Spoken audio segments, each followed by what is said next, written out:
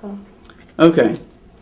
All right, so random questions with Kari Jobe. So where did you first grow up? Or where did you first grow up? Let me start that over again. Well, the first time Off to a good start. Where's the first time you grew up? And then we'll cover the other times. And then when I was reincarnated. All right, starting over. Random questions with Kari Jobe. Where did you grow up? I was born in Waco, Texas, but about like 3 weeks after that I moved to the Dallas area, so Dallas, Texas. Do you remember your first car? Yes. Oh, my first car. Okay, there's a story behind my first car. You want to know the story? Yeah. My dad was taking me to school one morning. I was 16, and he was like, "Do you like that car over there?" And it was a Ford Aspire. And I don't know if you remember around '99 when a Ford Aspire came out, but they looked like they were just hatchbacks, but they were real like overly like round. they weren't like a cool looking hatchback. It was like real round, and it had 4 doors on it. And I was like, I don't really like that car, Dad. And he picked me up from school in it that day. He had already bought it. And so I was like, oh, yay. Like, so I felt terrible because I had already told him I didn't like it, but he had already bought it. So it was a red Ford Aspire. Do you remember your first real job? Real job. First real job. I was always a babysitter, but like my first job was abuelos. I was a hostess. Yeah. Do you have any phobias?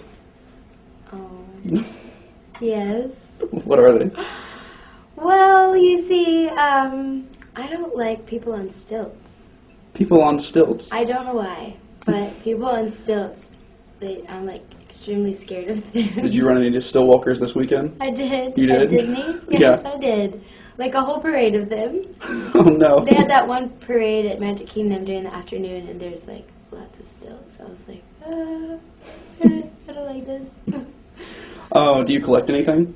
Do I collect anything? I like to collect, yes, and every time I collect them, I think, I collect things, but I can't remember right now what they are. What do I collect?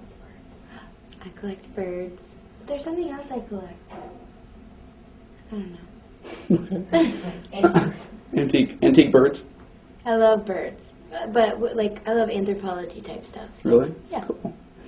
If you could live in any decade, which decade would you pick? Oh gosh. Any decade. I would have to say probably either the 20s or the 40s because I liked their style. And the music and just loved it. You remember the first album you bought? Oh, yep. My first CD I bought was the Cranberries. It was the one with the couch on the front. I don't know if I bought it because I wanted to hear the Cranberries or because I liked the velvet-looking couch on the front of the CD. But I actually didn't even like the CD. I ended up throwing it away. So what are your favorite records of all time right now? Do you have like a top 3? Right now, of all time?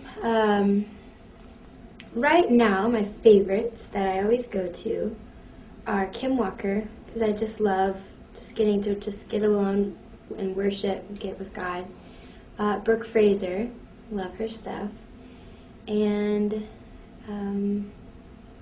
that's hard to narrow it down. I really like Taylor Swift.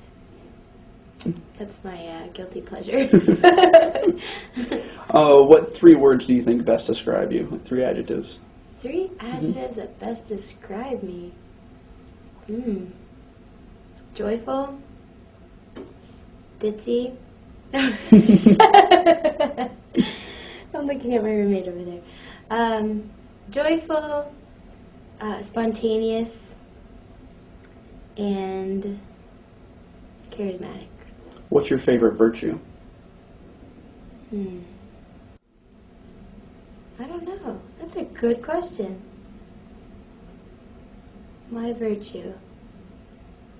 The first thing that comes to mind is just being realistic. You know, like I like to be realistic when it comes to worshiping God, because the reality of it is we really, truly need Him. And so helping people to have that reality when it comes to worship, not just singing and just worshiping out of habit, but out of just reality and just being fully present. Maybe that's a good one, fully present. I like to be fully present and helping people to be fully present. So why do you do what you do? Because I have been so impacted by God's presence in my life. And worship does that. You know, worship helps us, not just music, because worship is not just music, but it's what we do with our hearts. It's giving God everything that we are. And I've learned so much by doing that He is just so worthy of it. And when He comes and ministers to us in return, it says to draw near to God. He will draw near to us. Resist the devil, and he has to flee. And that's what I want. I want to be close to God, and I don't want the enemy to have anything in my life, you know. So that's why I do what I do. And I love for God to minister to people and to watch their faces in the middle of worship, for people to get this revelation that God is for me. God is moving on my behalf. God is going to heal me. God is doing this, you know, these declaration things. So I love doing what I do. What if this was your last interview to do? What message would you want to send out? What would you want to say? What would be the last thing you would want to get across to people? To live with no regrets.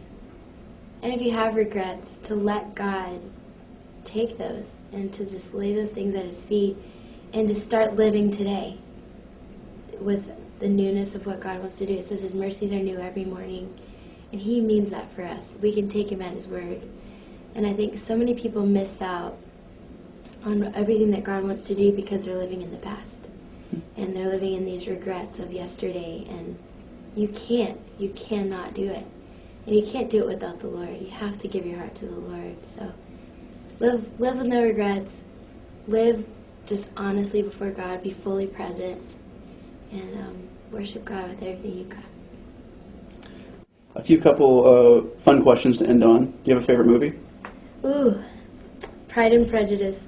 The new one or the... I like both of them, but I love the new one. The new one? Keira Knightley. Okay. What's the best Christmas gift you've ever received? Ooh. The best Christmas gift I've ever received. One year, my family decided instead of doing big gifts, we were going to do gifts that meant something for each other.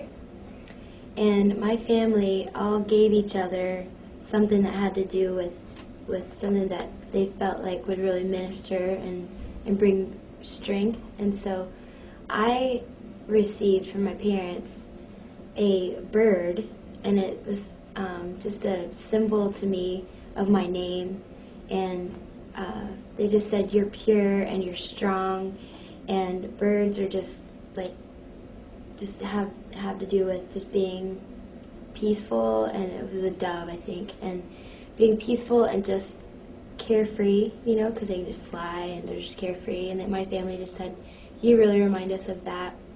And so it really impacted my life more than some kind of present or whatever. It was just something that was like super ministering to me, and has really stuck with me. And finally, if you had to sum up your life with one word, what word would you use? Sum up my life with one word. Caught up. Oh, that's 2 words. That works. I'll take that. All right.